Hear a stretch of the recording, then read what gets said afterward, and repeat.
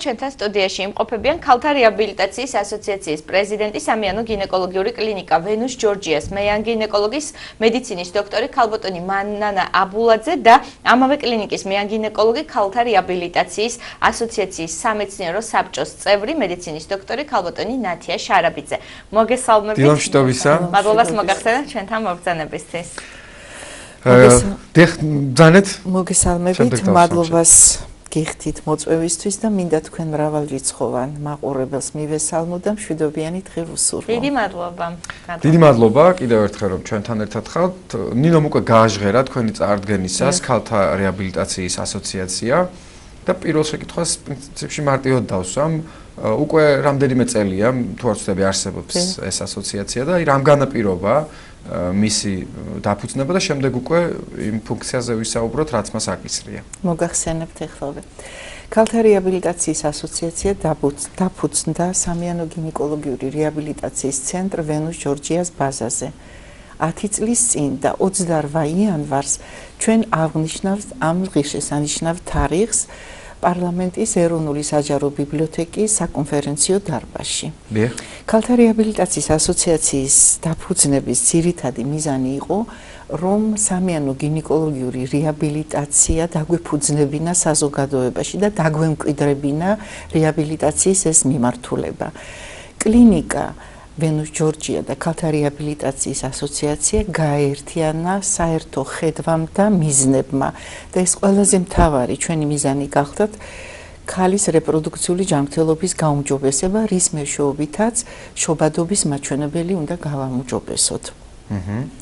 ეს კლინიკა მხარში უდგას რეაბილიტაციის ქალთა რეაბილიტაციის ასოციაციას როგორც ფინანსურად, ასევე ადამიანური რესურსებით ყველა წამოწყებაში. ჩვენ ქალთა რეაბილიტაციის ასოციაციაში მიგვაჩნია, რომ უნდა ვიზრუნოთ ერთობლივად, რომ მივაღწიოთ საბოლოო შედეგს, რომ გამრავლდეს ჩვენი ერი. და მაჩვენებლები გავაუმჯობესოთ. ამ 10 წლის მანძილზე არის შეიმჩნევა ეს პოზიტიური შედარებით. ეს იცით დაიწყო საიდან პატრიარქმა ბრძანა, რომელიც წელი იყო არ მახსოვს, რომ მესამე შვილის მონათვლის. აი იქედან ამან ძალიან შეუწყო ხელი მერე უკვე მეოთხე შვილზე რომ გამოიცა. ესეც ძალიან აი ამ პატრიარქის მოწოდებამ ძალიან შეუწყო ხელი გამრავლებას ამ ხრივ. ეს ძალიან კარგი იყო ჩვენთვის. მაგრამ იმის გამო რომ მაღალი გვაქვს მაინც დანაკარგი, პერინატალური დანაკარგი, ნუ აქ მოიაზრება საშვილოსნოს გარე ორსულობები, მცირე ვადებზე ორსულობის შეწყვეტა, მკვდრად-შობადობა, სხვათაშორის პერინატალურ დანაკარგად მოიაზრება უშვილობაც, რომელსაც რამოდენიმე წელია მკურნალობდა, შედეგს ვერ ვაღწევ. აი ეს მაჩვენებლები რადგან მატულობს, ეს ხელს გვიშლის აი დემოგრაფიული მაჩვენებლების გაუმჯობესებაში. ჩვენი მიზნების განხორციელებას ესაჭიროება ფინანსური, ადამიანური და შრომითი რესურსები. ადამიანური და შრომითი ინტელექტუალური და შრომითი რესურსები უკაცრავად. აი ფინანსურს რაც შეეხება. ფინანსურში ძალიან გვიჭირს. ანუ ფაქტიურად ასოციაციის ყველა წევრი ვართ ვოლუნტარები, ანუ მოხალისეები, მოხალისე მკვლევარები, მოხალისე, იმიტომ რომ დაფინანსება გრძელდება. დიახ, აი ერთადერთი ვენუს ჯორჯია გვაფინანსებს და 2 წელი ძალიან მცირედი, მაგრამ დაგვეხმარა ტრენინგების ჩატარებაში ფონდმა საზოგადოებამ საქართველოს დაგვაფინანსა და ვიცით აი ეხლაც ვაგრძელებთ ჩვენ მუშაობას, აი მე ქალბატონი ნათია გეტყვით ამის თაობაზე და როგორც მოხალისეები ძირითადად აი ესე ვმუშაობთ. და ჩვენი მიზნები საბოლოო შედეგებისთვის ჯერ კიდევ წლები გჭირდება, ეს 10 წელი საკმარისი არ არის. მაგრამ ამ 10 წლის განმავლობაში რაც გაგვიკეთებია, უკვე ერთხელ შეგვიძლია ვთქვათ, რომ აი ამ ჩატარებული მუშაობის შედეგად შეიძლება დავასკვნათ, რომ გავაუმჯობესოთ ჩობადობის მაჩვენებელი. მინიმუმამდე უნდა იქნეს დაყვანილი აბორტები, მკვდრაჩობადობა, ასევე საშვილოსნოს გარე ორსულობა, უშვილობის მაჩვენებელი და ერთ-ერთი მთავარი, რაზედაც ნაკლებ ყურადღებას ამახვილებენ. ეს არის ჩვენების გარეშე, ანუ მოთხოვნით ჩატარებული საკეისრო კვეთების წარმოება. იმიტომ რომ საკეისრო კვეთას ერთხელ გაიკეთებ ორჯერ, მესამე ზოგჯერ ჭირს და უკვე მეოთხე შვილზე და ზევით შვილის გაჩენაზე უკვე ლაპარაკი აღარ არის. ამიტომ ესე ძალიან გვიშლის ხელს. თუმცა ბევრი ითხოვს, სამწუხაროდ უნდა ითხოვს. იცით რატომ ითხოვენ? არ არიან მომზადებულები, არც ფსიქოლოგიურად, არც ფიზიკურად. ანუ ამას კომპლექსური მუშაობა ჭირდება და არა ის რომ მხოლოდ ამაზედაც ნათია ისაუბრებს, როგორ უნდა მოვახერხოთ ეს, რომ განსაკუთრებით ეს პატარა 18-19 წლის გოგონები და მე ეს გადატანილი საკეისროს მერე კიდევ საკეისრო, თუმცა პროტოკოლებით და გაიდლაინებით გადატანილი საკეისროს მერე ქალმა შეიძლება იმშობიაროს, მაგრამ პირველი მოითხოვა ყოველგვარი ჩვენების გარეშე და მეორეზე რა თქმა უნდა ისინი არ თანხმდებიან რომ ბუნებრივი სამშობიარო გზებით იმშობიარონ. ჩვენს ასოციაციაში გაერთიანებული არიან გარდა სხვადასხვა სპეციალობის ექიმებისა, სტუდენტები, ახალგაზრდები, დიასახლისები, სხვადასხვა სპეციალობის ადამიანები. ის ადამიანები, რომლებისთვისაც ღირებული და მნიშვნელოვანი ეს ძირითადი საქმიანობა, რასაც ჩვენ ვეწევით. ერთადერთი გვაქვს ჟურნალისტების ნაკლოვანება. ნინო. არა და აი მართლა ჩვენ რო დავდივართ კონფერენციებზე, აი ამ პერინატალურ დანაკარგს ეძღვნება ეს კონფერენციები, ყოველწლიური ტარდება და მესამე ან მეოთხე მოხსენება არის ყოველთვის ჟურნალისტის. ჟურნალისტის, რომელიც აქტიურად არის ჩართული ამ სამედიცინო და პრაქტიკულ მუშაობაში და იცით აი ჩვენ ერთმანეთს ვჭირდებით ექიმები და ჟურნალისტები. ჩვენ ერთად ვჭირდებით ხალხს, ჩვენ საზოგადოებას და ჩვენ ქვეყანას. ჩვენ რეალურად რომ შევასრულოთ ის მისია, რაც ჩვენ გვაქვს დასახული. ნინომ დადოს პირობა. გავამრავლოთ. არა, მართლა იცით როგორ დავადებთ მე ამ ვიდეოს აუფრიალებთ სადაც გვინდა. ძალიან გვჭირდება, ძალიან. ჩვენ ყოველთვის მზად ვართ თქვენს გვერდით ვიყოთ და გავაშუქოთ ყველა ის ღონისძიება, რასაც თქვენ თქვათ განახორციელებთ მომავალში. აი ნათიას სწორედ ამ ღონისძიებების შესახებ მინდა ვკითხო.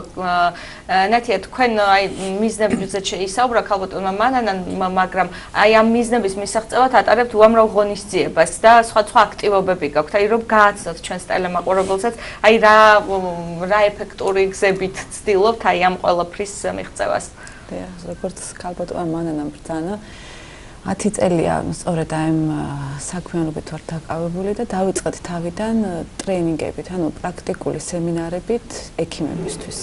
ის ცოდნა, რაც იყო ჩვენთვის ხელმისაწვდომი სხვადასხვა საერთაშორისო ორგანიზაციებთან კავშირით, შედეგად კონფერენციებიდან ჩამოტანილი ინფორმაცია, ვცდილობთ ამ 10 წლის განმავლობაში ეს ინფორმაცია გადავსვათ ჩვენ კოლეგებს და ეს ძირითადად უკავშირდება ანტენატალური მეთვალყურეობის გაუმჯობესების გზები, ანუ რა უნდა გავაკეთოთ, რა უნდა შეიცვალოს, რომ ორსულობის მართვა, მშობიარობა, ნაკლები გართულებებით მიმდინარეობდეს და ჯანმრთელი შთამომავლობა მივიღოთ. შემდგომ დავიწყეთ პროექტი 2008 წლიდან სტუდენტების ტრეინინგები. აქ გათვალისწინებული იყო 18 წლიდან ზევით ახალგაზრდებთან საინფორმაციო საუბრები მათი ჯანმრთელობის შესახებ. ანუ რა არის მნიშვნელოვანი ზოგადად ქალის ჯანმრთელობისთვის და მომავალი თაობის ჯანმრთელობისთვის, რომ ჯანმრთელი დედა გვაძლევს ჯანმრთელ ბავშვს, ჯანმრთელ შთამომავლობას. ეს ტრეინინგები იყო ძალიან აქტიური, ჩართული იყო სხვა უნივერსიტეტის სტუდენტები. პირველ ტრეინინგზე 500 სტუდენტი ყავდა მოწვეული. ანუ აქტიურობა მათი მხრიდან შეინიშნებოდა. დიახ, ეს გავავცელეთ ჩვენ სოციალური გზები, ჟურნალისტები დაგვამოწეს, ჩვენი კავშირებით ასე შემდეგ და ხდებოდა ჩაწერა ყოველ შაბათს სამუშაო საათების შემდეგ ჩვენი მოხალისე ასოციაციის წევრები ექიმები ატარებდნენ ამ კონფერენციებს, ტრეინინგებს. იყო ტრეინინგის წინ კითხვარები და შემდგომ როგორ ახდენდა გავლენას ეს ტრეინინგის შემდგომი. და ისეთი გაოცებულები ვიყავით, რომ ბევრი ელემენტარული საკითხი, რაც შეეხებოდა რეპროდუქციულ ჯანმრთელობას, მათთვის უცნობი იყო. და ძალიან კმაყოფილები ვიყავით ჩვენს და სტუდენტებიც, რომ მათ ეს ცოდნა მიიღეს და ეს რეალურად მათ მომავალ ცხოვრებაში გამოადგებოდათ. და ნამდვილად იქიდან ბევრი იყოს შემდგომ ჩვენი პაციენტი როგორც ორსული, მომავალი დედა და დავწუნდით, რომ ამას შედეგი რეალურად შედეგი მოგცა ის, რაც დასახული ჰქონდა. მაგრამ მასშტაბები სამწუხაროდ არ გვაქვს ესეთი დიდი მასშტაბები ვერ მოვიცავთ. დიახ, იმიტომ რომ თუ სტუდენტი რეგიონებიდან არის ჩამოსული, რასაკვირველია აქ ცხოვრობს თბილისში მოდის, მაგრამ უჭერთ რეგიონებიდან ჩამოსვლა. ჩვენც ერთხელ მხოლოდ ქუთაისში გავემგზავრეთ, ჩვენც გვიჭერს ესე. მუდმივად რთული არის. თუმცა დამეთანხმებით, ნათია, რომ ალბათ ყველგან საჭიროა ესეთი ხასიათის ურთიერთობები საზოგადოებასთან, მაგრამ აი განსაკუთრებით ალბათ მაინც რეგიონებში. განსაკუთრებით ნაკლებია ინფორმაცია. აქ შესაძლოა სურვილი თუ გაქვს შენითაც რაღაცა მოიძიო, განსაკუთრებით ჭირდება. გეთანხმებით, მაგრამ იცით რა, ეტაპობრივად მოხდა ჩვენ საქმიანობაში ყველაფრის განვითარება. ამ ტრენინგების მერე 2012 წელს ჩავატარეთ პირველი კონფერენცია. ეს ეძღვნებოდა პერინატოლოგიის საკითხებს, ანუ ორსულთა აი მართვა, დაგეგმვა, ფსიქოლოგიის საკითხები, როგორ უნდა მომზადდეს ორსულობისთვის ან მშობიარობისთვის, ჩართულები იყვნენ ფსიქოლოგები, ძალიან აქტიურად წარმოდგენილი ჰქონდათ კვლევები, მათი შედეგები, ასე შემდეგ და მოწვეული ყავდა ექსპერტი ამ სფეროში, შვედეთიდან ჩვენი კონსულტანტი და ძალიან საინტერესოდ ჩაერა ამ კონფერენციამ. ამის შემდგომ უკვე ჩვენი ასოციაცია დაუკავშირდა 2013 წელს არის ესეთი საერთაშორისო ალიანსი, სახელწოდება მკვრადშობადობის საერთაშორისო ალიანსი, რომელშიც გაერთიანებულია მსოფლიოს ყველა წამყვანი ქვეყნის კლინიკები, მეცნიერები და ძირითადად მუშაობენ ამ პერინატალური დანაკარგის შემცირებაზე, როგორ შევამციროთ. მათ ქვეყნებში ეს ინდექსი არის 4-დან 5-მდეა და ჩვენთან არის 11-12, ანუ გასანახევრებელი გვაქვს. და თუ კი მათ შეძლეს მიაღწიეს ამ შედეგს, ანუ ეს შესაძლებელი არის ყველანაირად, არის ამის მეცნიერული კვლევები, დასაბუთებული შედეგები, რომლის შესაძლებელია მეთოდები, რომელიც შედეგს გვაძლევს. ჩვენ გადავწყვეტეთ, რომ ეს ძალიან აქტიურად მოხდეს ამ თემებზე ინფორმირება ჩვენი საზოგადოების და ექიმების და ჩვენც დავიწყოთ მიზნად დავისახეთ ამ შედეგის მიღწევა, ანუ დავუყენოთ მაქსიმალურად მინიმუმამდე შევამციროთ მკვრადშობადობის და საერთოდ დანაკარგის მაჩვენებელი. 2015 წელს უკვე ამ ალიანსის ექსპერტები ჩამოვიყვანეთ საქართველოში და ჩავატარეთ მეორე კონფერენცია. ეს კიდევ უფრო მეტად პრაქტიკული იყო, უშუალოდ მიმართული იყო ამ საკითხების გადაჭრისკენ და აი მომავალ გეგმებს სწორედ რაც თქვენ დამისვით შეკითხვა იმას ეხმიანება, რომ 2017 წელს დაგეგმილი გვაქვს უკვე რეგიონების ექიმებთან პრაქტიკული სემინარები, პრაქტიკული მეცადინეობები, რომ უშუალოდ მოხდეს რეგიონებში ამ ცოდნის მიტანა და ბრიტანეთიდან მოლაპარაკებებს ვაწარმოებთ, ჩამოდის საერთაშორისო ექსპერტი ამ სფეროში, თავისი გუნდი ჩამოყავს და გვინდა რომ ამის ორგანიზება გავაკეთოთ. სწორედ ეს არის მომავალი მიზანი და პრინციპში ორიესთან მექნება შეკითხვა თქვენთანაც ქავუტონათია და ქავუტონმარანა, აი ზანეთ რომ ასოციაციაში გაწევრიანებულია ძალიან ბევრი სხვადასხვა პროფილის, ინტერესის ადამიანი, გარდა თქვათ მედიცინის წარმომადგენლებისა, ხო? აი როგორ ხდება ახლა გვისმენს ბევრი ადამიანი? დამავიწყდა საერთაშორისო როგორ ხდება გაწევრიანება? ონლაინ შევითანხმეთ რომ გაწევრიანება. ონლაინ ხდება გაწევრიანება, რა თქმა უნდა, ეს გაწევრიანება არის უფასო. შემდეგ მისამართზე ვრა.org.g. ამ მისამართზე ყველა მსურველს შეუძლია გააწევრიანდეს და დაგვეკონტაქტოს და შემდეგ უკვე როცა შეკრება გვექნება, რა თქმა უნდა, მოვიწვევთ და პირადი შეხვედრების დროს განვიხილავთ. ვის რა შეიძლება დაევალოს, ასე ვთქვათ, ხო? გამიმართული. აი ჩვენ მშობელთა კომიტეტიც ყავს, მაგრამ ცოტა პასიურობენ და მცირე რიცხოვანი, აი სხვა ქვეყნებში რომ მივდივართ, იქ ისე ბევრნი არიან ეს მშობლები. აი ეს ალიანსი სხვათა შორის მშობლებმა დააარსეს, აი მშობლებმა, რომლებიც ცდილობენ რომ მინიმუმამდე დაიყვანონ ეს პერინატალური დანაკარგი და ვინც გადაიტანა ესეთი. სხვათა შორის მე სულ მეკითხებიან, როცა ვარ კონფერენციებზე, რომ აი თქვენ რა გადაიტანეთ პირად ცხოვრებაში. მე ვonder მადლობა უფალს, ყველა ცოცხალი მყავს და არ მქონია ეგეთი, მაგრამ მე როგორც ექიმს მაინტერესებს ეს პრობლემა. იმიტომ რომ ძირითადად და მეორე უკიდურესობა კიდევ აი ასეთ ალიანსში გაწევრიანებული არიან მრავალშვილიანი დედები, ვისაც მრავალი შვილი ყავს და დედები, რომლებმაც ეს დანაკარგი გადაიტანეს და ერთობლივად აი ძალიან საინტერესო ღონისძიებებს ატარებენ და ეს ეხმარებათ მე სხვა ქალებს აი ახალად გადატანილი რო აქვთ ეს მაგალითები არიან და ძალიან ეხმარებათ. იძებენ ფონდებიდან თანხებს და ეს თანხები სულ ხმარდება ინფორმირებას. აქ ძალიან საინტერესო ბუკლეტები დაბეჭდილი და ავრცელებენ. ჩვენ გეგმაში გვაქვს ხალხ შორის ამ ბუკლეტების თარგმნაც ნებართვა უკვე მივიღეთ იმ ორგანიზაცია სენცი არის ესეთი დიდი ბრიტანეთში. გამომცემლობა, რომელიც ჩვენებურად რომ თარგმნო ქართულ ენაზე დიახ ინგლისურენოვანი არის ეს ბროშურები, ოჯახის ყველა წევრზეა გათვლილი. ანუ თუ მოხდა დანაკარგი, ხო? აი როგორ უნდა მოიქცეს ბებია, ბაბუა, დედა, მამა, უფროსი და-ძმა ოჯახში. მე დამესვა ეს შეკითხვა და გაწყვეტინებთ ქალბატონ მანანა. აი მხოლოდ ქალბატონები არიან, ასე ვთქვათ, ობიექტები, აი ამ არა, ჰოლანდიაში ხშირ შემთხვევაში მამებიც ცდებიან ხოლმე, ჰოლანდიაში არის მამების ჯგუფი, ფრაქცია 100 მამა არის აი ამ მასში გაერთიანებული და ეხლა ურუგვაიში ვიყავით კონფერენციაზე და იმ 100 მამიდან 20 მამა იყო ჩამოსული და ისეთ საინტერესო მოხსენებებიც ჰქონდათ. მე მამამ რამოდენიმე მამამ აი ამ სტრესის მერე დაიწყო მუსიკის წერა, თავისი ბენდი ყავს, მაგრამ სულ ეს ლექსები და ტექსტი ეძღვნება იმ დაკარგულ მის შვილს და აი ძალიან ამაღელვებელი და ძალიან ესეთი იყო ეს ყველა. აი რაც შეეხება ნათიას გამორჩა საკეისრო კვეთას რომ მოთხოვნით იტარებენ ახალგაზრდები.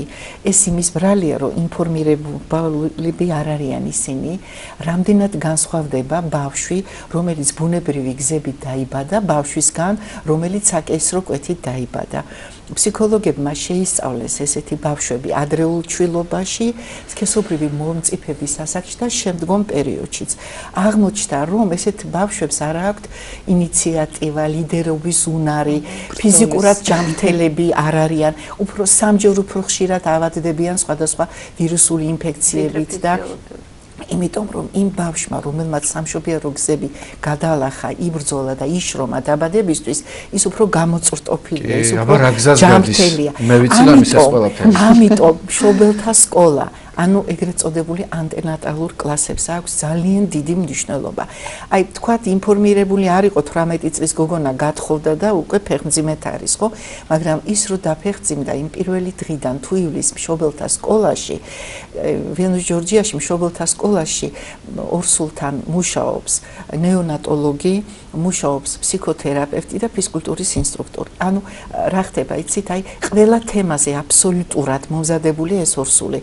როგორ იკვებოს, როგორ მოიქცეს, როგორი მოუაროს თავის თავს, ჩვილს, ყველაფერზე აბსოლუტურად ასწავლიან სუნთქებს, ასწავლიან ჭინთებს, ასწავლიან გაუტკივარების წერტილებიც არის, სხვათა შორის დედამ, რომელმაც გაიარეს ანტენატალური კლასი, ის არც გაუტკივარებას თხოვლობს მშობიარობის დროს, იმიტომ რომ ის ისე სუნთქავს, მთელი 9 თვე ვარჯიშობს, ჯერ ერთი 14, 15, 16 საათის ნაცვლად პირველ მშობიარის ხანგრძლივობა მშობიარობის 5-6 საათია, მეტი არა. ფსიქოლოგიურადაც მზად არის. მე მეუღლეც ესწრება ამ მეცადინეობებს. მეუღლე მიცის აი ეს წერტილებზე, რომელ წერტილებზე გაუკეთოს მასაჟი ტკივილების დროს, როგორ ასუნთქოს, ისიც ეხმარება და ადვილად გადააქვთ ეს და მშობიარობენ ძალიან კარგად. აი ნათიას რო ვკითხოთ 18 წელი ვახსენეთ და ძირთად ახლა როგორც გავიგე, უფრო სტუდენტების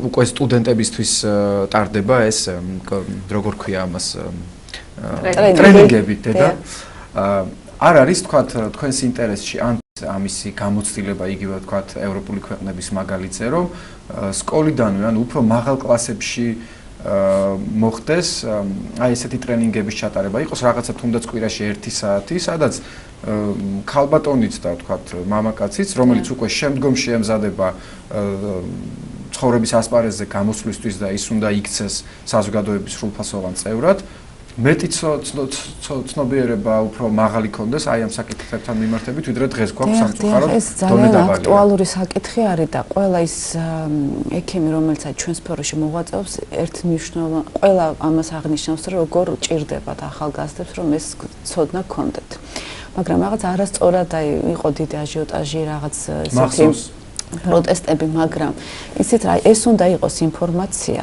პროფესიონალის მიერ მიწოდებული.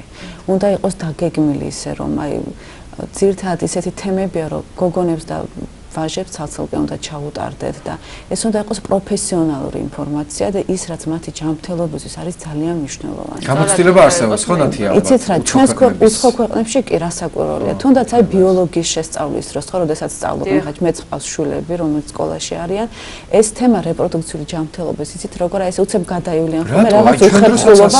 ამ დროს რა არის ამაში უხერხული ხო? ადამიანის ფიზიოლოგია არის, ანატომია, ეს ყველაფერი უნდა იცოდეს. როდესაც არიციან გული რომელ მხარეს არის ელემენტარულად, ხო? აი ანუ არ სათანადო მეთოდები არ არსებობს.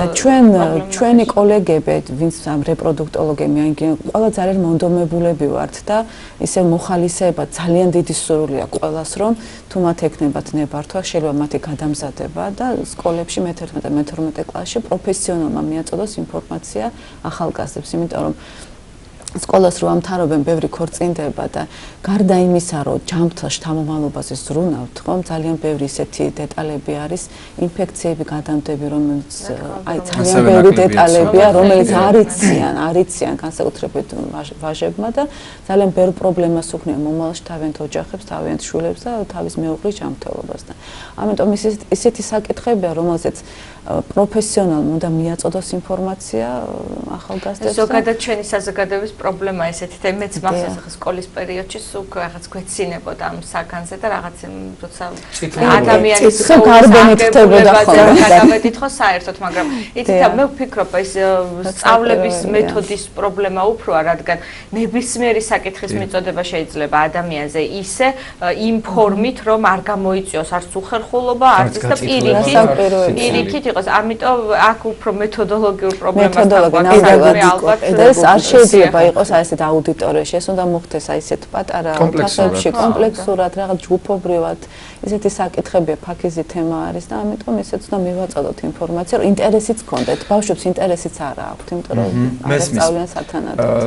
იწურება ჩვენთვის განკუთვნილი დრო და ორივე სმინდა გთხოვთ ქალბატონებო, თქვენი მთავარი სურვილი კი ბევრი ვისაუბრეთ, მაგრამ აი უახლოესი მიზნები რაც გსურთ რომ 2017 წელს, რადგან წელი ახალი დაწყებულია, განახორციელოთ და რაღაცა ეტაპამდე მიიყვანოთ, აი ეს თქვენი სურვილები რომ გააჟღეროთ და დაგემშვიდობებით.